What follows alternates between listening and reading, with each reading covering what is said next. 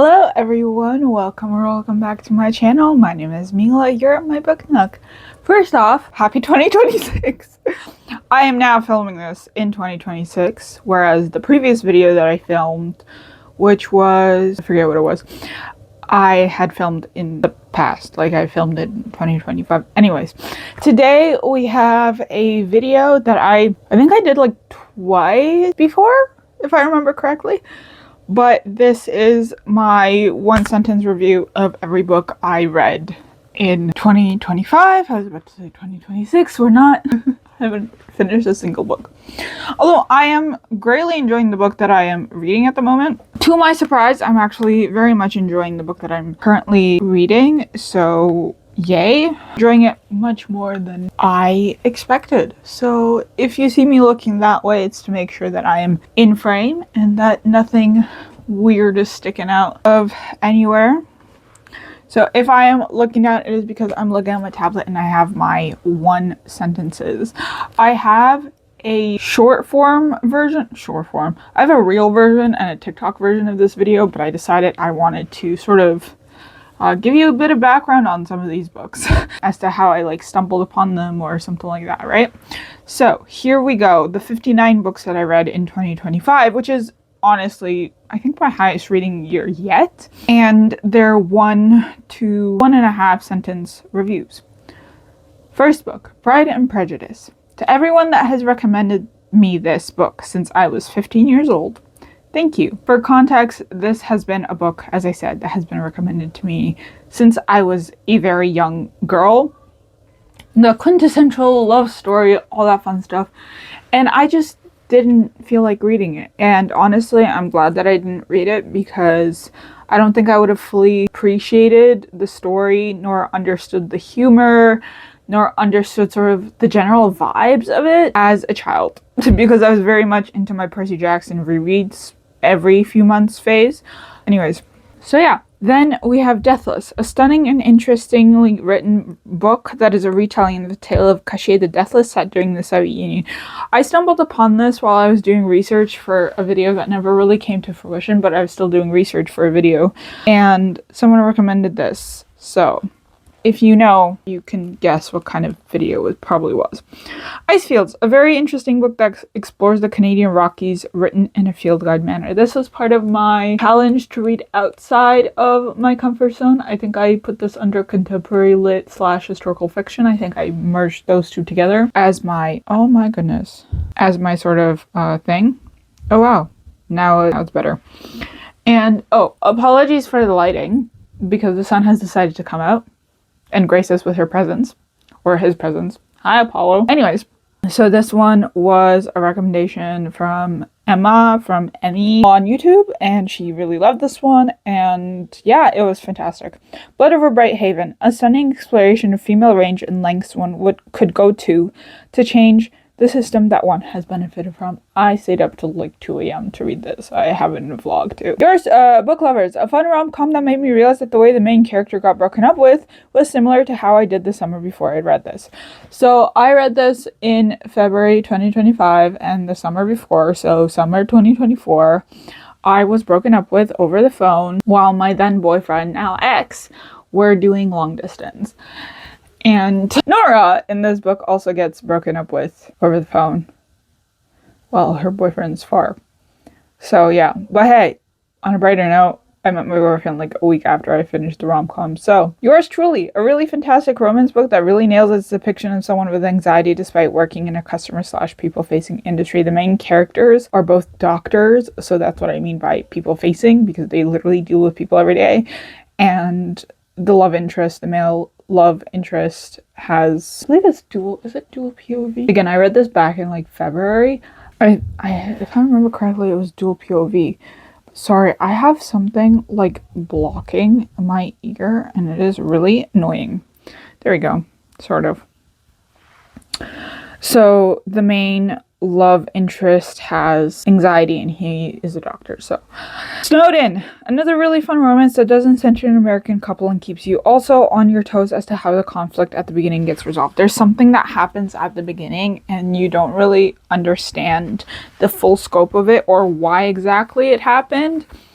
and it's something that sort of keeps you on your toes throughout the rest of the book as you discover what actually happened and why this happened. And it literally happens like at the beginning of the book. So our main character, this is not a spoiler, our main character literally is about to walk down the aisle and she runs off. Like, she's like, no, and she runs off.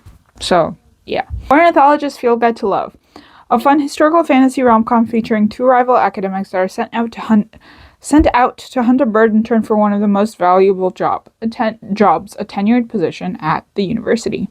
Geographer's Map to Romance, the second book in that said series. A marriage of convenience turns inconvenient after a mishap as two professors are sent to Wales to study a series of storms, or I think it was tornadoes actually. The Count of Monte Cristo, a fantastically long and gripping revenge story, one of my favorites of the year. Why is it being stupid now? Can it? There we go. Okay. I loved Count of Monte Cristo. I did a whole reading vlog. It took me like a month to read, hence why the reading vlog was so long, but it was so worth it. Sunrise on the Reaping. Ouch. Suzanne Collins, lock your doors. Legendborn, a fantastic start to a YA Arthurian legend-inspired series that features a young black girl at the crossroads of destiny as she grapples with the death of her mother and the strange things she sees around her. Let's just work properly, please. Okay. Bloodmarked, second to said YA Arthurian series, as Bree, our protagonist, comes into her power and learns the truth of said power. Oathbound, Bree continues her discoveries after being bound by an oath, but that she might have a difficult time getting out of. Sorry. Lightning Thief, fun reread, as usual, nostalgic. The Wolf Girl, The Greeks and the Gods, which I have right here. A really great retelling of the Persian War that is relatively kid-friendly with stunning artwork. Fantastic via audiobook as well, and I learned quite a few things. This Fatal Kiss, a fun YA Slavic-inspired fantasy with a polyamorous romance that has you asking for more. The Maiden and Her Monster, a fantastic fantasy steeped in Jewish folklore about a maiden and the golem she finds and strives to protect. All Systems Red, a fun and short sci-fi novel exploring the adventures of Murderbot, a government-controlled robot that has hacked its own system and doesn't want to work.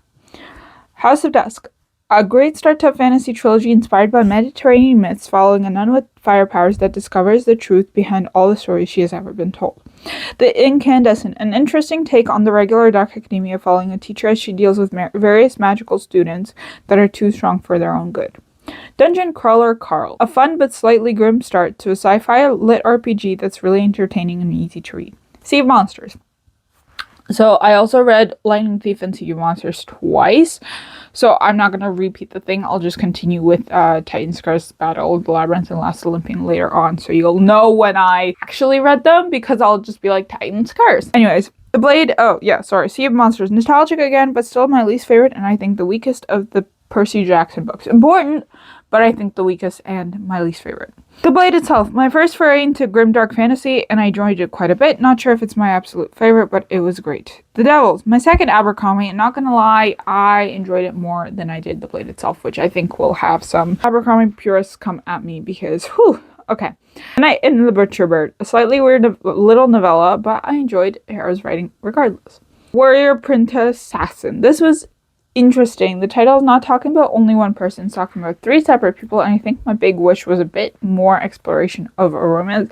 It's a poly romance, but it felt like it was too fast. I think the fact that we had three POVs, it felt a little disjointed, if that's the right word I'm looking for, I guess. Amulet 1 through 9. I'm not going to say the same thing for 9 volumes straight, so I'm going to say 1 through 9. I enjoyed the series. A fun middle-grade graphic novel series that was a really fun palette cleanser with great world building, awesome characters, and a really pleasing art style. It's just a very nostalgic sort of Nickelodeon era art style, if that makes sense. I don't know if that makes sense. I also realized that it is very bright. Okay, there we go. I think that's less bright.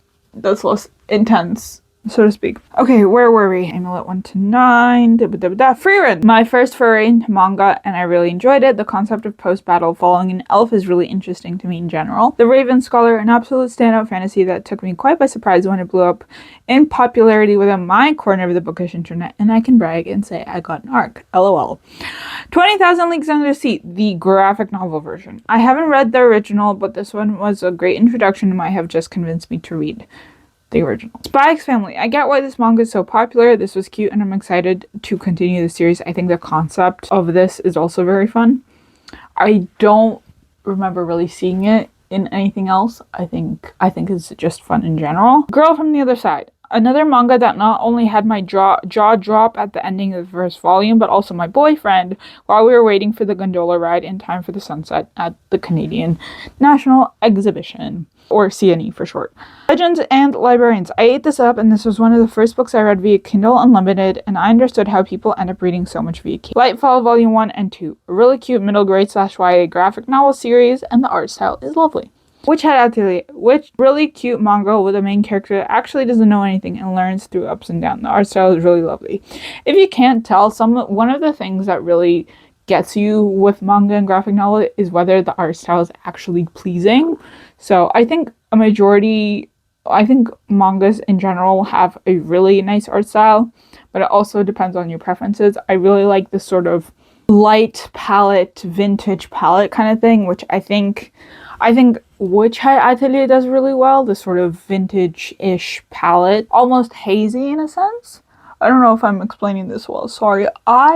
Icon Time, a fun but kind of cheesy book that was pitched as The Mummy. It was pitched as The Mummy and something else, but I forget.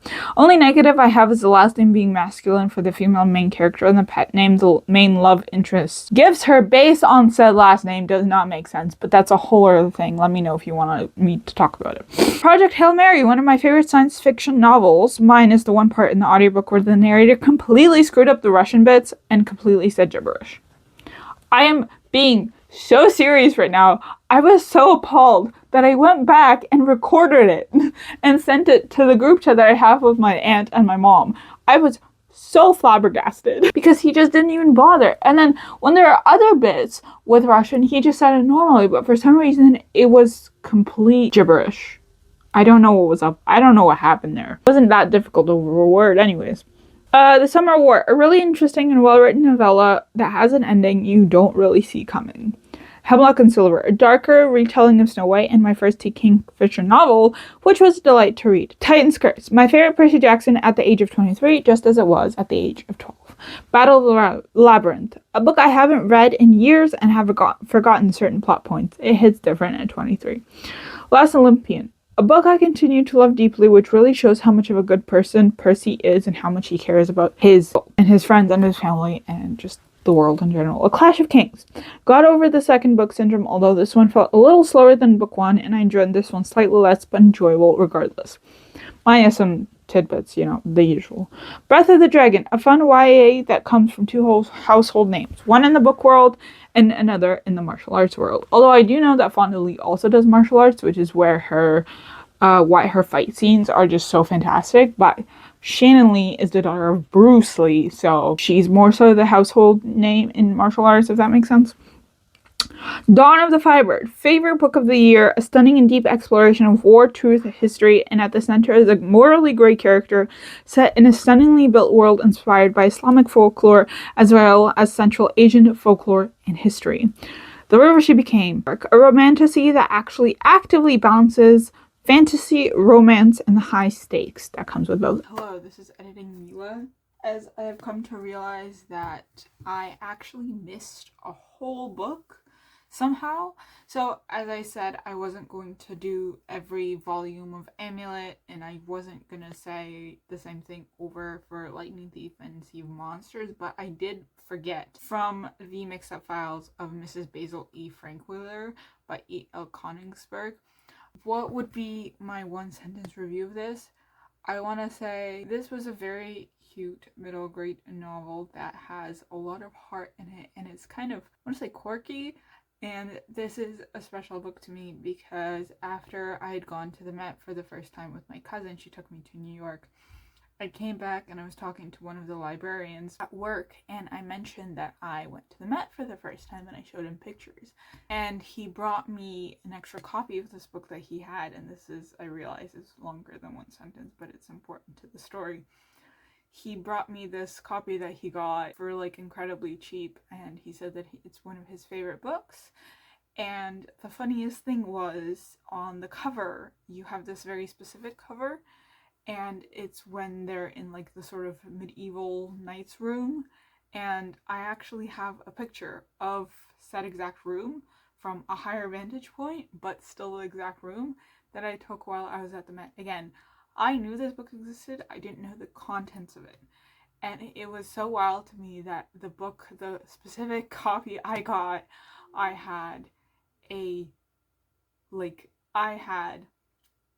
picture of the exact copy. It was so crazy to me. It was so cool and so crazy to me, and I really appreciated that the librarian thought I would benefit from reading this book and shared sort of how he really loved this book, and I really appreciate him sharing with me. So yeah, that's my little one sentence review. This was a fantastic book. It's really short. It's cute. It's cute. It was published apparently in 1967. Anyways. So that is Amulet out of here.